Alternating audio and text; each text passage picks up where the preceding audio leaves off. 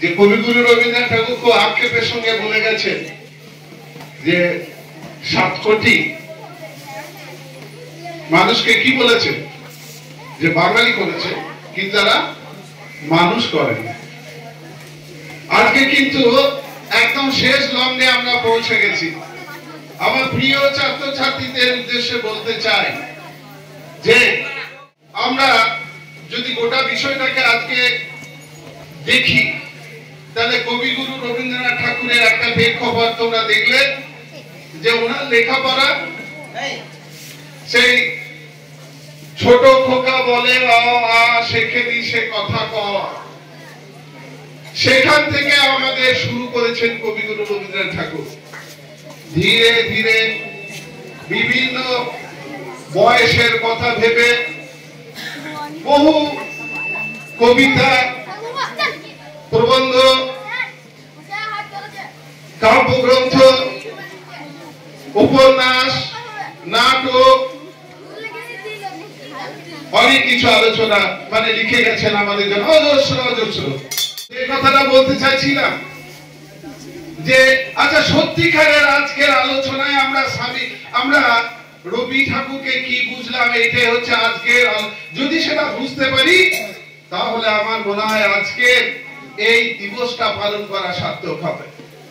আমরা কি চিন্তা ভাবনা নিয়ে যাব, প্রত্যেকটা ছাত্রছাত্রী মনে রেখো, কবিগুরু রবীন্দ্রনাথ ঠাকুরের জীবনকে বুঝতে গেলে আমি প্রথমে, তোমরা বলেছো ওনার লেখাপড়া জীবনের কথা বলেছো, আমার স্যাররা বিভিন্ন দিক নিয়ে আলোচনা করেছে। তোমাদেরকে প্রথম যেটা দরকার সেটা হচ্ছে শান্তিনিকেতনকে জানতে হবে। বিশ্বভারতী বিশ্ববিদ্যালয়কে জানার কথা। বিশ্বভারতী বিশ্ববিদ্যালয়ের দুটো দিক, একটা দিক হচ্ছে শান্তিনিকেতন আর একটা হচ্ছে শ্রীনিকেতন। কি আছে শান্তিনিকেতনে? এই তোমরা তো শান্তিনিকেতনে গেছো, তোমরা শান্তিনিকেতনে কি আছে? তুমি বাংলা পড়তে চাও, তুমি ইংরেজি পড়তে চাও, তুমি অঙ্ক পড়তে চাও, ইতিহাস, ভূগোল, যে কোনো সাধারণ শিক্ষা তুমি নিতে পারবে, সেটা শান্তিনিকেতনে। তুমি ভাষা নিয়ে তোমরা শিখবে। আচ্ছা, এরকম ব্যবস্থা ভাবলে অবাক লাগবে। ফার্সি, উর্দু, কোন ভাষা শিখতে চাও? চাইনিজ, জাপানিজ, শেষ না। তিনি পৃথিবীর সঙ্গে যোগ স্থাপন করলেন। চীনা ভবন আছে, জানো, বলে শেষ করা যাবে না। সেখানে গানের একটা জগৎ আছে, গান নিয়ে পড়াশোনা করা হয়। সঙ্গীত ভবন, শিল্প, ছবি আঁকা, কলা ভবন গড়ে উঠেছে। এর বাইরে তুমি যদি যাও, বিজ্ঞান বিষয়কে নিয়ে আলোচনা একটা স্থান গড়ে উঠেছে। শিক্ষা ভবন, সেখানে কি ডিপার্টমেন্টই নাই, একটা বিরাট জগৎ রয়েছে। আবার এর বাইরে যে জগৎ, সেটা হচ্ছে আজকে ওই যে বললাম এগ্রিকালচারাল ডিপার্টমেন্ট, চাষবাস, কথাগুলো বলেছেন, আমি আর ওগুলো বলতে চাইছি না, বুঝলেন। চিকিৎসা কেন্দ্র গড়ে উঠেছিল, হোমিওপ্যাথি, ওই বিষয়টার উপরে গুরুত্ব আরোপ করা হয়েছিল। অ্যালোপ্যাথি গুরুত্ব আরোপ করা হয়েছিল। হাতের কাজ, শিল্প, বই বাঁধা থেকে আরম্ভ করে যে কোনো ধরনের কুটির শিল্প, আজকে আমরা শিল্প শিল্প বলে চিৎকার করছি। রবীন্দ্রনাথকে তোমরা ঠিক জানো না, রবীন্দ্রনাথের ধারণা তোমাদের প্রত্যেকটা বাড়িতে যুক্ত আছে। আচ্ছা, তোমরা বলো তো, তোমাদের বাড়ি কোন কোন বাড়ির লোকরা গ্রুপে আছে? হাত তুলে জানাও। কার কার মারা গ্রুপ করে? হাত তুলো তো। গ্রুপের মেম্বার কারা কারা আছে? এত কম, আরো বেশি থাকার কথা। মারা গ্রুপ করে না?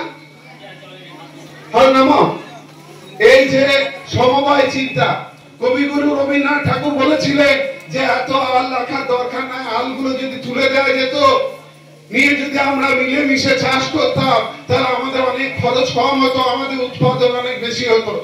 উনি বললেন যে মানুষগুলো যদি একত্রিত হয়ে নিজেরা ছোট ছোট করে ঋণ দিয়ে নিজেরা চাষবাস করে, তাহলে কিছু ভালো জিনিস তৈরি হয়, গ্রামগুলোর উন্নতি করবে। আজকে সেলফ হেল্প গ্রুপ, আজকে যে সমবায় চিন্তা, এই যে আজকে তোমার এই সিলুটে একটা সমবায় আছে না, কার চিন্তা ভাবনা? কবিগুরু রবীন্দ্রনাথ ঠাকুর গো। আজকে গুরু ভেসে রান্না করছে, কার চিন্তা ভাবনা? কবিগুরু রবীন্দ্রনাথ ঠাকুর গো। আজকে আমরা অনেকে অনলাইনে পড়ালেখা করি, অনেকে বলেছে আমি প্রাইভেটে দিলাম, ডিস্টেন্স এডুকেশন। বিশ্বভারতীতে একসময় লোক শিক্ষা বলে চালু ছিল, তখন প্রথম দিকে লোক অতটা বুঝতো না, পরবর্তীকালে ভারতবর্ষে নয় সারা পৃথিবীতে ডিস্টেন্স এডুকেশন বা ওই দূরবর্তী শিক্ষা চালু হলো। কার ভাবনা? কবিগুরু রবীন্দ্রনাথ ঠাকুর। বলে শেষ করা যাবে না, বলে শেষ করা যাবে না। সেই জন্য কবিগুরু রবীন্দ্রনাথ ঠাকুরের তোমরা যদি বারে বারে বুঝতে চাও, উনি কিন্তু পৃথিবীটাকে বদলাতে চেয়েছিলেন, আমাদের অভ্যাসগুলোকে, আমাদের আচার আচরণগুলোকে, আমাদের অনেক সিদ্ধান্তকে। তাই তিনি বলেছিলেন যদি তোর ডাক শুনে কেউ না আসে তবে একলা চলা রে। বুঝলেন?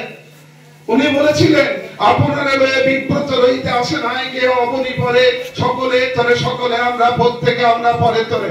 আমরা বাড়িতে নিজে বলেছি বুঝে মরগা, নিজে নিয়ে চিন্তা কর, ধারণাটা ভুল। আমার সুজয় স্যার 3 করোড় মেয়েকে বড় করছে, আমি শামসুল স্যার আমার মেয়েকে আমি বড় করলাম, আমি খেটে খুঁটে বড় করলাম, আমার না, ভুল ধারণা। কেন না এরপরে সে মানুষের জন্য, সে লেখাপড়া শিখবে, কি করবে না করবে, আর আমার সঙ্গে তার কি বা সম্পর্ক? সম্পর্ক একটা, আমি বাবা ও আমার মেয়ে। কিন্তু আমরা ছোট্টবেলায় একটা স্বার্থপরের মতো জিনিস শিখিয়ে দিতে শিখেছি। কবিগুরু রবীন্দ্রনাথ ঠাকুর চোখ খুলে মানে বলে দিয়ে গেল আপনার রয়ে বিব্রত রইতে আসে নাই। তুমি হাজার চেষ্টা করলে রুকসা তুমি তোমার নও। কেন? তুমি একদিন অন্যজনকে রান্না করে খাওয়াবে, ঠিক কিনা? আমি যদি কি এই ছেলেগুলো যতই বলুক আমি আমার না, তুমি একদিন ফসল ফলাবে, অন্যজনরা খাবে। তাহলে এই কথাগুলো মনে রেখো, এবং এইটাই অ্যাবসলিউট ট্রুথ। তাই কবিগুরু রবীন্দ্রনাথ বলে, শুধু তাই না, আপন হতে বাহির হয়ে বাইরে দাঁড়া, আপন হতে বাহির হয়ে বাইরে দাঁড়া। আমরা না নিজের ভিতরে কুকিগত হয়ে থাকি, নিজের ভেতর থেকে বেরিয়ে এসো, এই বিশ্ব জগৎ, বিশ্ব লোক, বিশ্ব সংসার, তার উপলব্ধি নিয়ে এসো। এই কটি কথা বলে আমি সকলকে আবার বলছি, রবীন্দ্রনাথ ঠাকুর হচ্ছে এমন একজন যিনি শান্তি এনে দিতে পারেন সুখে দুঃখে। তুমি দেখবে আমাদের বর্ষার গান, শারদের উৎসবের গান, বসন্তের গান, রঙের, আমাদের প্রকৃতি প্রেমিক, প্রকৃতিকে ভালো বসেছেন। হলকর্ষণ উৎসব, বৃক্ষরোপণ উৎসব, কৃষিকে বাংলার এইকে ভরে দিতে হবে। খুব আফসোস করে বলেছে বাঙালি নয়, আজকে আমাদেরকে বিশ্ব ভ্রাতৃত্বের জায়গায় আমরা যেন রবীন্দ্রনাথ আজকে প্রাসঙ্গিক। আমার তো মনে হয় যে সত্যিকারের একজন মহাপুরুষ এই পৃথিবীতে এসেছে, এবং এর বাণী যদি সারা পৃথিবীকে আরো ছড়িয়ে দেওয়ার পরিবেশ আরো মজবুত হতো, আমার মনে হয় আরো ভালো হতো।